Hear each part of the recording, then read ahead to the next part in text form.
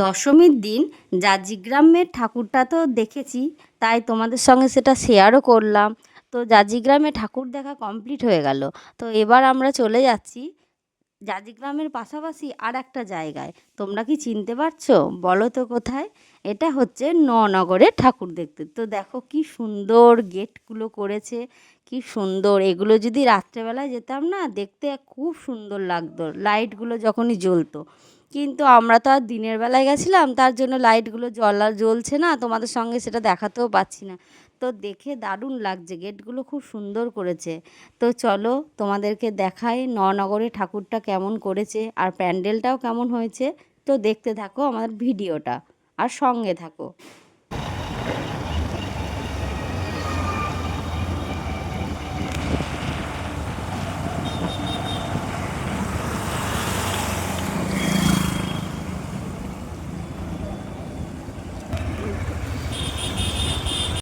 এই দেখো, ফাইনালি আমরা চলে এলাম ননগরে ঠাকুর দেখতে। এই দেখো কি সুন্দর করেছে না, কি অপরূপ লাগছে। প্যান্ডেলটা খুব সুন্দর করেছে। এই দেখো আমার বান্ধবী প্রথমেই আগে দাঁড়িয়ে ছবি তুলতে লেগে গেছে। আগে প্যান্ডেলটা যে ঘুরে দেখবো, কি ঠাকুর দেখবো তা না, দেখো বন্ধুরা, ও প্রথমেই বলছি আমি আমি মাথায় ঘোমটা দিয়ে ছবি তুলবো, একটু ছবি তুলে দে, এসব করছে দেখো। তো যাই হোক, চলো তোমাদের সঙ্গে প্যান্ডেলটা দেখাই। তো চলো, দেখো কত সুন্দর লাগছে।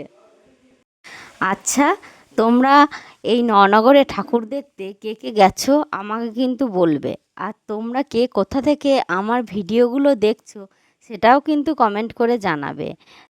আর আমি তো দিনের বেলায় গেছিলাম ঠাকুরটা দেখতে। তোমরা সন্ধেবেলায় গেছো না দিনের বেলায় গেছো সেটা জানিও। আর তোমাদের ননগর থেকে কে কে আমার এই ভিডিওটা দেখছো সেটা কিন্তু আমাকে বলবে। এই দেখো তোমাদের সাথে বক বক বক বক করতে করতে ফাইনালি ঠাকুরের কাছে চলে এসেছি।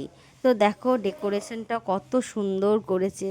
আর দুর্গা মা এত সুন্দর, মানে এত অপূর্ব লাগছে, দেখো মায়ের মুখটা তো দারুণ লাগছে। তো যাই হোক, মাকে দর্শন করে এই দেখো বেরিয়ে পড়েছি। আমাদের পাগলামি শুরু হয়ে গেছে দুই বান্ধবীর। এই দেখো বলছি চল ছোটোবেলার মতো দুজনে একটু মজা করি।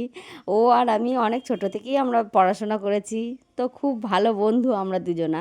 তো এই দেখো কত মজা করছি আমরা আমরা দুজনা ভিডিও তুলে নিলাম, আরও অনেক ছবিও তুলে নিলাম। তো তোমাদের ননগরের প্যান্ডেল আর ঠাকুরটা কেমন লাগলো কমেন্ট করে জানিও।